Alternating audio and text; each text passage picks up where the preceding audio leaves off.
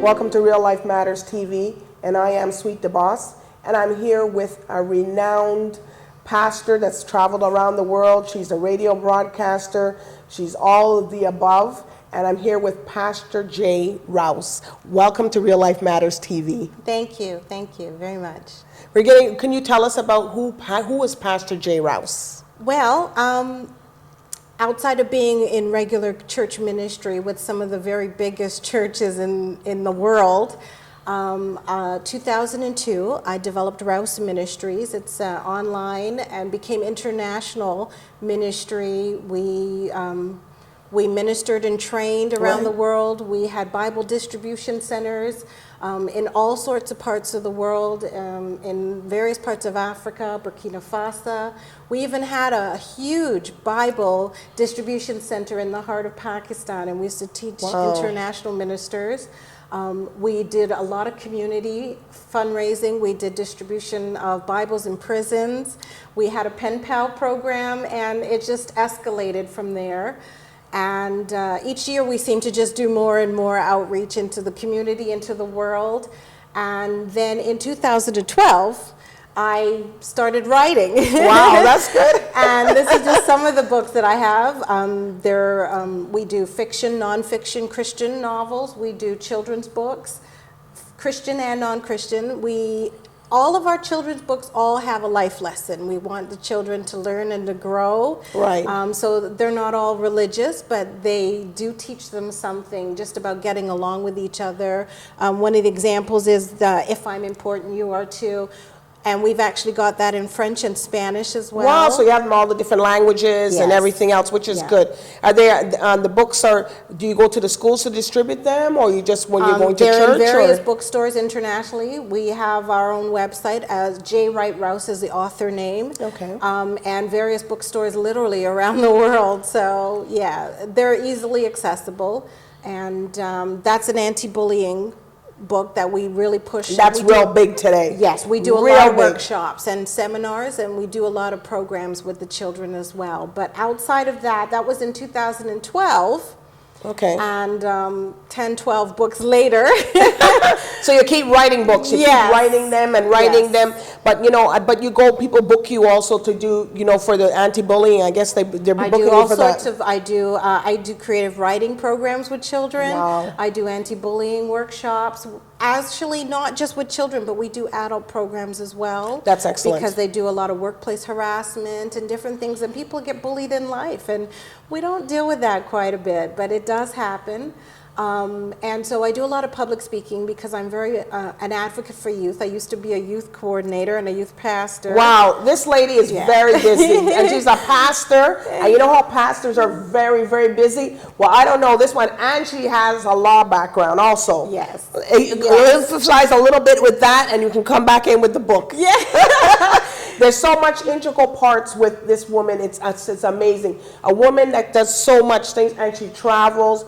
And a lot of her radio program, she does so much for the community, for the world. You're impacting a lot of people, women, men, all types. It's not everything with you, Pastor J.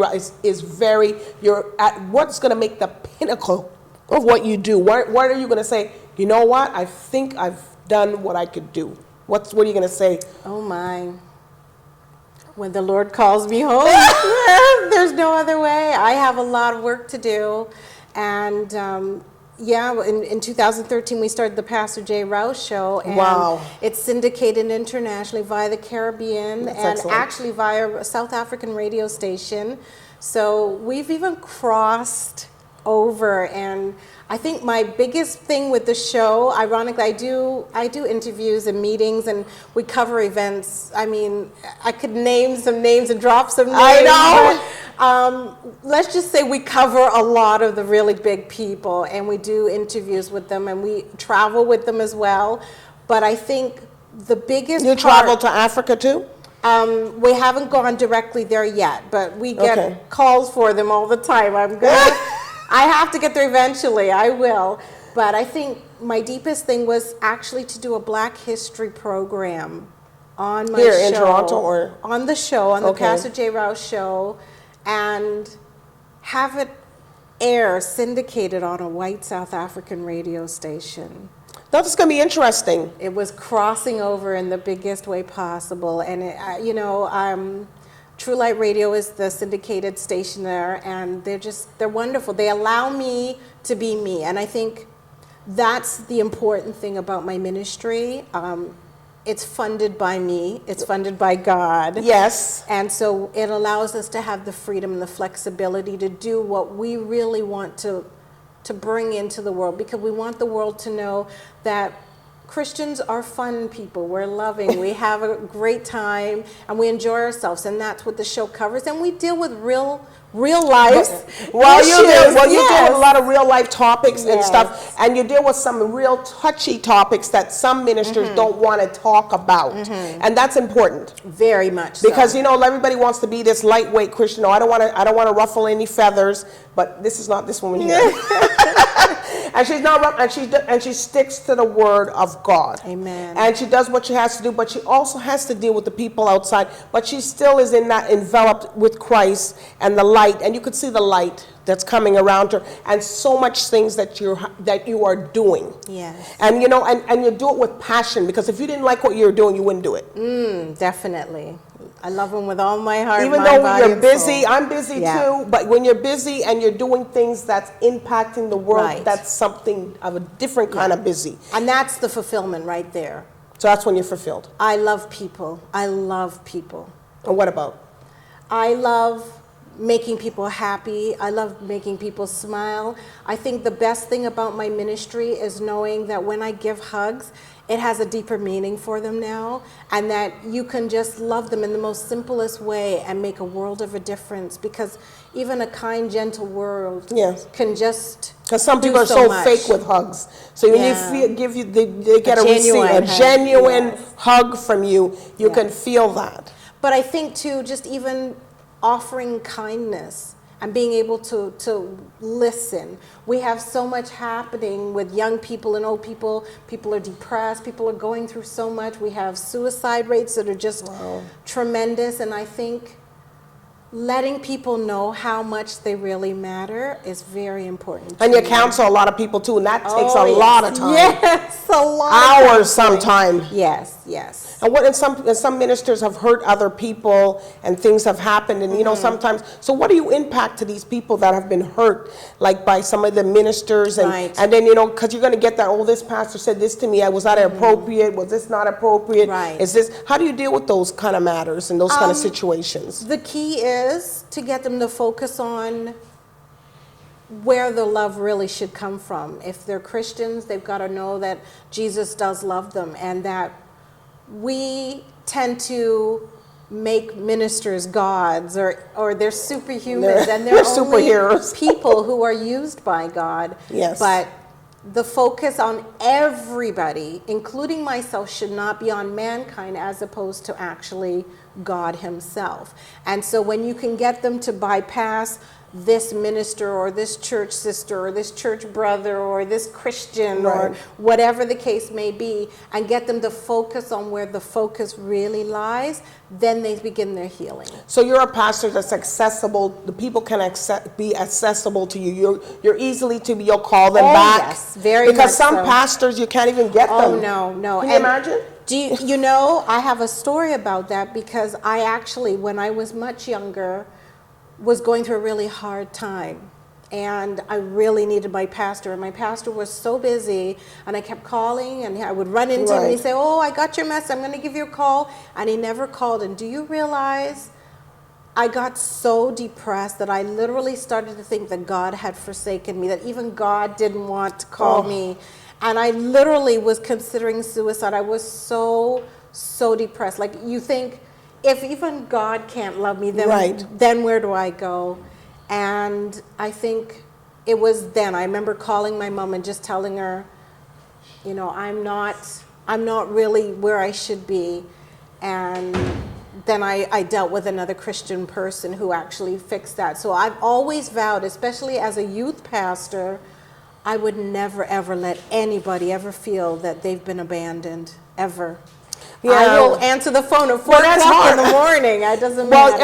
and that's part of your ministry, Right. you know. But some people they can't even talk to the pastor. They got to go through 20 pastors before or their deacons or whoever before you get to the pastor. Right. And you know, and it's really good that you are a minister and a pastor that people can get to you, because yes. some pastors they'll tell you, yeah, come back tomorrow, and then when you come back tomorrow, you don't even get to see them. Yeah. And you know, a lot of things happen in those space of hours and minutes. What's going through? So when you're counseling these people that can't get a hold of these pastors and they can't get a hold, what do you tell them? You know, hold on. Like if you have to intercede for somebody else, like suppose another pastor couldn't, and then they end up calling you. Right. That's because, oh my gosh, I can't get anybody. Let me call Pastor J. Rouse. Let me Right. call her. Okay. What do you say to somebody? And the one thing that is important, we don't steal sheep. I always say that.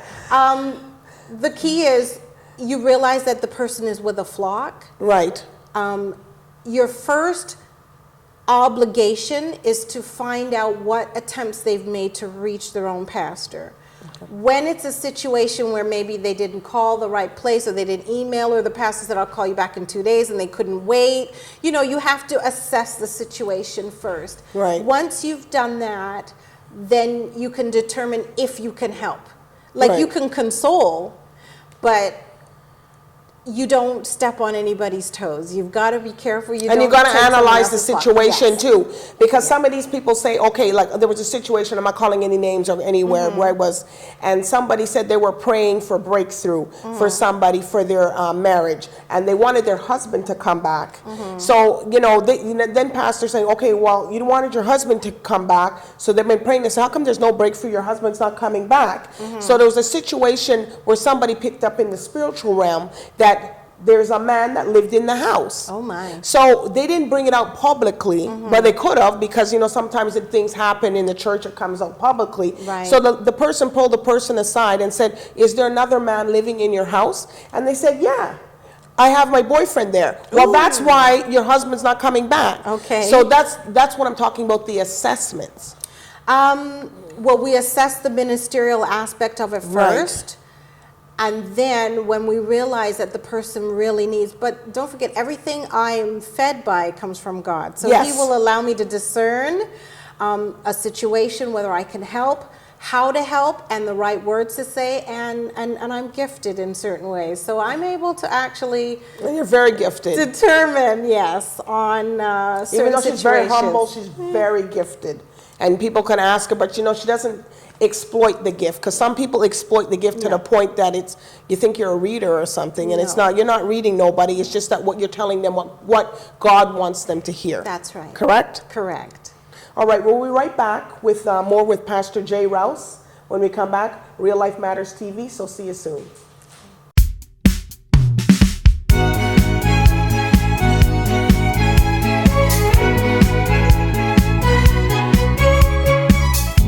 Real Life Matters is a power-packed, inspired show about real life matters that affect real life people.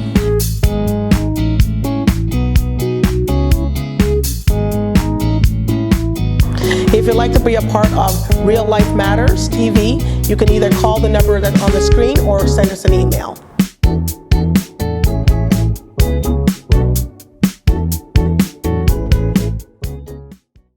Welcome back to Real Life Matters TV, and I am Sweet DBOSS, and I'm here with Pastor J. Rouse, the minister that's on the move.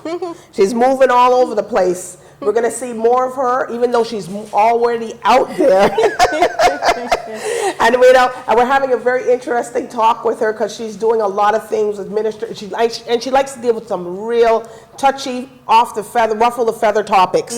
So can you tell us where you're going to be going into now? What's your next part of your ministry? Well, actually, I'm actually preparing to release a 10 Steps to Finding Your Joy ebook. Yes, but I've got several books, but I've got a few novels back here too. The very first one I did was A Father's Love Position for Prayer. It's actually a true story about myself and my dad. Oh, that's nice. From the beginning at birth, where I almost died, literally, to not just being his daughter that left home and we didn't get along for many years, but actually coming back into his life when he was suffering with cancer. And it was a huge, as my friend just said, a transition because I now was no longer just his daughter, but I came back into his life to be his pastor. Wow. And so I actually... So you're coming from a single family home or two parents? Oh, no, I have two parents. They were there together, but my father and I ended up becoming his pastor because I didn't want him to move on. And how was that? It was that must difficult. be hard. It was unique because the hardest people you can ever minister to are your own family. Oh my, yes. Especially your parents. And so I now had to become my father's pastor, and I actually I helped get him saved right before he passed. I did his funeral. So he did succumb to cancer then? Yes, he did succumb to cancer. And so my tribute to him was to literally write the story, which the book is full of literally miracle signs and wonders. There's prophecy given by my own father in my own Bible and flagged that I did not discover until he almost passed. Wow. And so it's and he like he received the Lord before he passed. Oh, very much so, very much so. Does he live here, or where does he live? Does he live in? Was he living here? Yeah, he's gone now. Yeah, he's gone. Yeah, but where did he reside? No, we were right here in Toronto. My family's always been here in Toronto, but I had moved to Windsor at the time because of church ministry. Well, that's far out. Well, it's far from people in Toronto. It's like 3 hours, 2 hours. 4 hours. 4 hours. Yeah. Wow. Yeah. I don't even know what to. 4 hours to Windsor, that's a drive, and you go back and forth. Some of the other books that I've done also are stories to help people. There's Are You There, God Remember Me? It's actually a Christian fiction book, but it's a story on life, like really does happen, and coming to a point where you're so lost and things in your life are going wrong, and you think God's forgotten about you. Oh. And then that happens with a lot of people, so a lot of people can relate with that book. Exactly, and that's how we wrote it. And then there's solace in the storm, trying to find your stable footing when the storms of life come at you and how to deal with them. But one of the things that I think is important, as I said, I'm about to release another novel, Pastor J. Rouse, 10 Steps of Finding Your Joy, because I thought, well, people need to know how to find their joy again. Right. And I think a lot of teaching is not happening in the churches. I mean, it's wonderful to be in church. We sing, we dance, we praise, and we preach.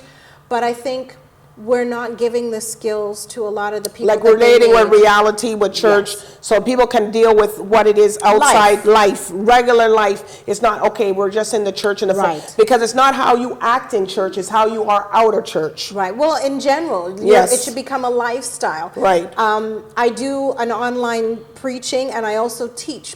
And I call it the Pastor J. Rouse Life Application Bible Study. We literally do the Bible study and tell people how to apply it to their life today, because we don't want people to think the Bible is just history.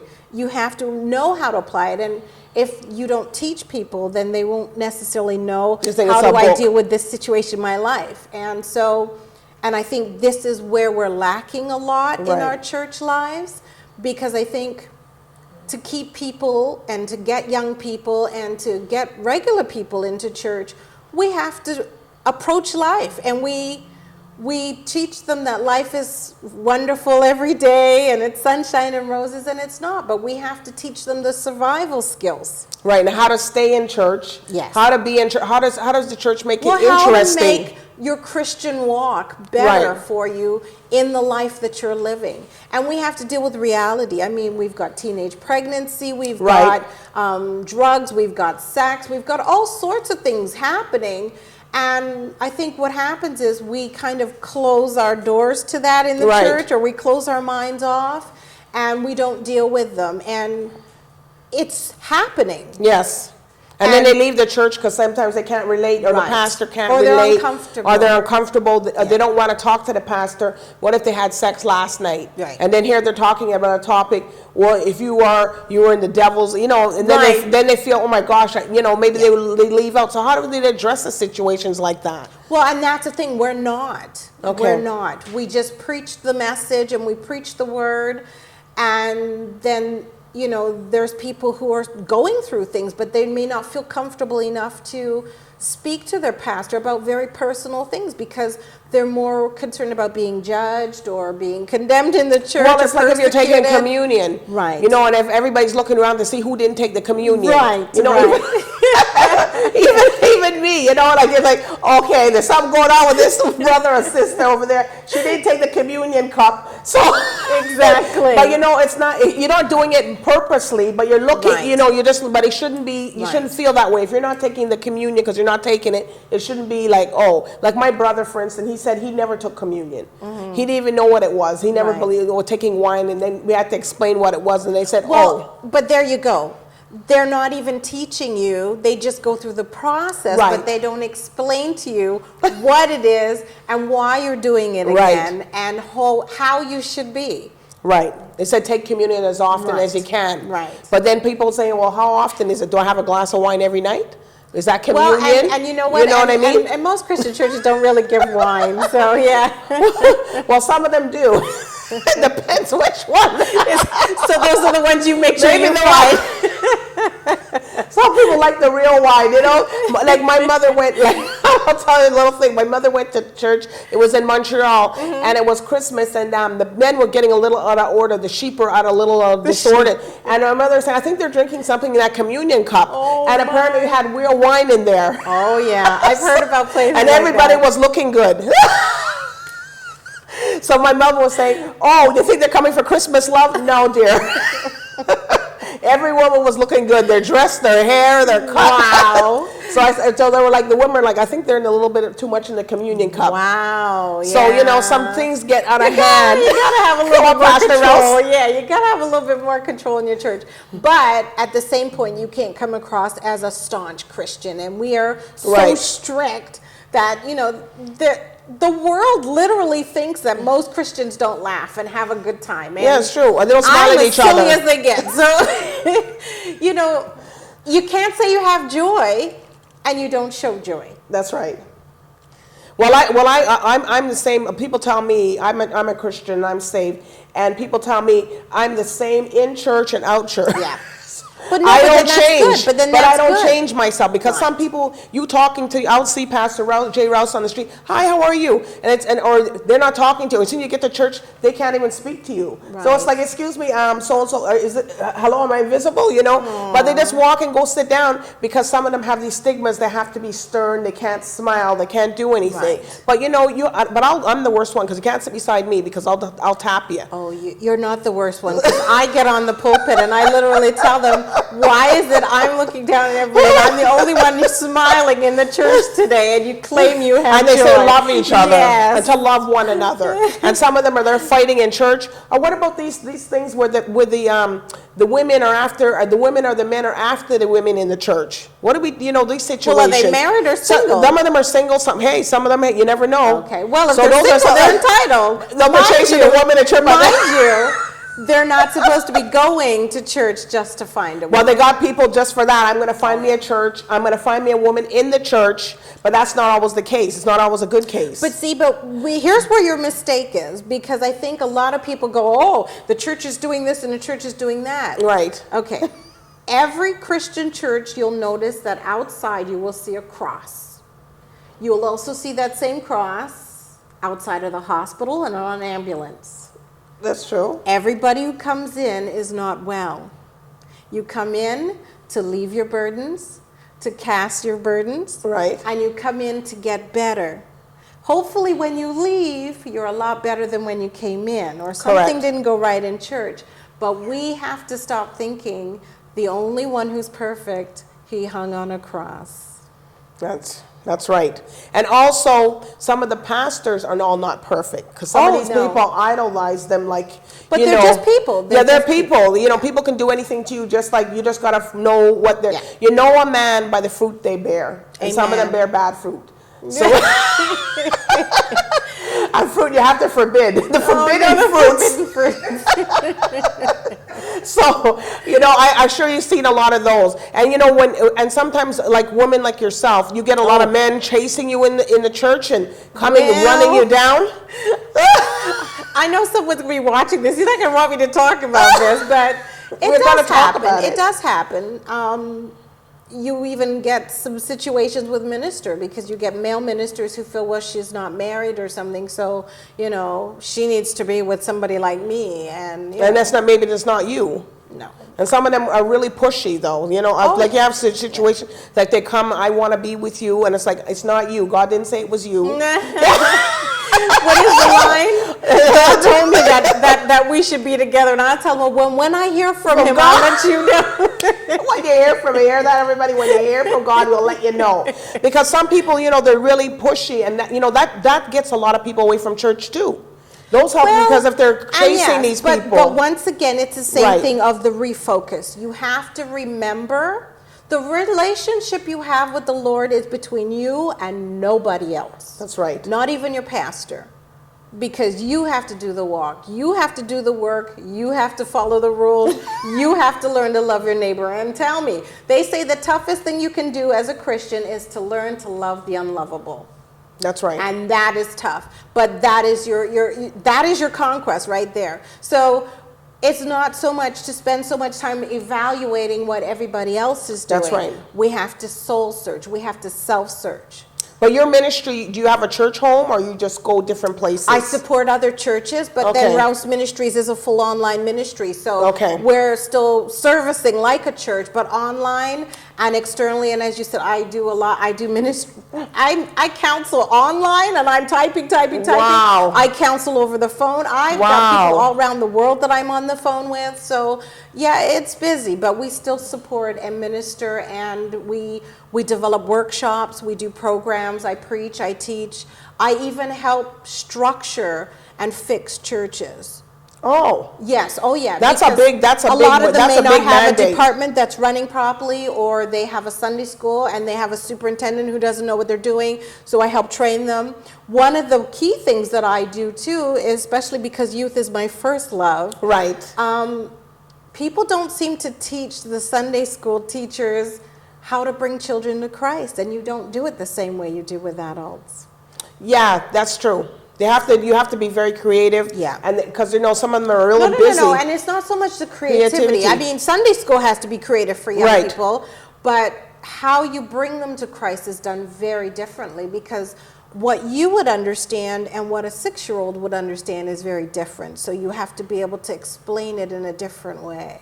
So that's what you break those barriers. I help teach them, but people gotta and book I do you workshops. to come to the workshops, Right. and take the workshops so people can learn those things, because we have to impart that knowledge to somebody. Right. You know, when you're powerful women and stuff, you have to leave something and impart. What are you keeping all that knowledge for? You have to give it to somebody, because you know, as I said at some point, I have something in me that I'm used as a vessel. You have something in you that you use a vessel. Right. And so what if you do it better than me, or I do it better, or I do something? It's okay, because we're going to the next level. Well, you've got to remember, God gifts everybody. Yes. And that's what I think we have a tendency to make some people feel like, well, I do this and I do this and I do this. And then the other person's going, well, I don't do anything. Everybody has a calling.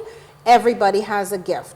Okay. And sometimes, too, that's the other thing. In churches, we're not teaching these people how to find their gifts or to hear from the Lord, to find out where they fit in. Remember, we're a body. All members have a job to fulfill. That's right. And the smallest job is the most important job. That's right. And the one that you might think that's not insane, they're the ones that will do God's work, and God trusts them with a lot of stuff. Yeah. I always tell people, I can preach up a storm, I can sing up a storm, but you don't want me in your kitchen ministry.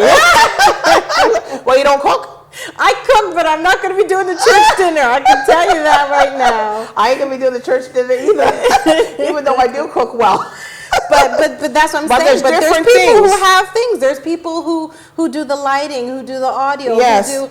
It doesn't matter. You know, the caretaker of the church is the most important, because I've worked in small churches where literally the person who cleaned the church was not well. I would have to come early and the church would be a mess, and I'd be like, oh, we can't have a church like this, so I'd be cleaning the church. So everybody has a role to play. Yeah, and do that role effectively for God. Right. And stop worrying about what you're supposed to do and what that person's doing. That's right. What's for you is for you. And what's for them is for them. And I can tell you right now, if someone else takes somebody else's job, they're going to struggle at it because God never called you to do that. That's right. And that's what a lot of things in the ministry, I find that people are trying to do things that they're not qualified to do. But then, you know, when they say, oh, I heard from God that, but what? Well, it's not so much that they're not qualified. They may well be qualified, but God did not tell them to do that thing. Yeah. That's right. Yeah. But you know, Pastor Rouse, you're touching on a lot of topics. I know people are going to be like, oh, that's Pastor J. Rouse ruffling the feathers in the ministry. But we're gonna have a little of a panel talk, and you can tell us about that topic that we're going to be having. And it's going to continue. She's going to come on. Hopefully. She doesn't like TV much, folks, but I'm a radio girl. but she's doing a really good job here today. Oh, bless your heart. But you can tell us a little bit about that, where we're going to be on the panel. You're putting together a panel, and what we're going to be able to do is discuss some of the issues that we have in the church that we aren't addressing, how we can go about it, how we can actually learn and structure ourselves within our different churches and the community, working together on how to open the doors of the church. Because we always say the doors of the church are open. But I always picture somebody doing this and trying to decide who they're going to let in and who they're going to close the doors on. You're not acceptable, not you. You can come in, but not you. And you know what it is, though? We have a comfort zone. Right. So church people usually want people who are just like them to be in church. But that's right. Oh, the cliques and the clans. Well, it's not even so much that. It's just... If you are like us, then you'll fit in wonderfully, and that's what they want. But, you know... But no one can be like me or you, though. Well, none of us came to church fixed. That's right. We all came with a problem. I came broken. Yep, I did too. And I'm proud to say that. And I'm proud to say that also. Amen. We have to say that. We have to say where we're coming from. Yes. So we're going to be talking about that later on the radio program, and we're going to be bringing it up. And we want to hear everybody, you know, what topics. You can send in your topics. We're going to, differentiate who can come on. But I know it's going to be a lot of topics because everybody, you got Pastor J. Rouse here. And it's not only for women only, the men. Oh, yes, we want to hear everybody come in. And the young people. And the young people. We want to hear your comments. We want to hear what's going on. I don't want to think it's just an adult show. This is an opinion panel. Yeah. All right? But anyways, Pastor Ross, I want to thank you for being here so much. She's such a wonderful woman. Oh, you're so sweet. You know, she's doing a lot. I see you soaring. You know, I just see you like an eagle. Amen. Because you're watching everybody. Yeah. Everybody, like all under her wings. And I can't even stretch out. You know, I stretched out and I put the book, but that's all right. Yes. It's okay because it's okay. I'm sorry about that. But anyways, I thank you. We're going to see her come back many times. And I want to, yes? Just a few times. Okay, a few times. Not many. Okay, we'll do a few. Okay. A few. All right. But a few could be many. Okay. And we'll get you on my show, too, because we've got you on a panel now, too. So. Oh, gosh, here we go. People want to hear my opinion. I'm the one that ruffles a lot of feathers, too. Yeah. That's okay. We edit. But anyways, thank you, Pastor J. Rouse, for being here today. Thank you so much. It was a joy. And thank everybody for tuning in today for Real Life Matters TV, and we'll see you next time.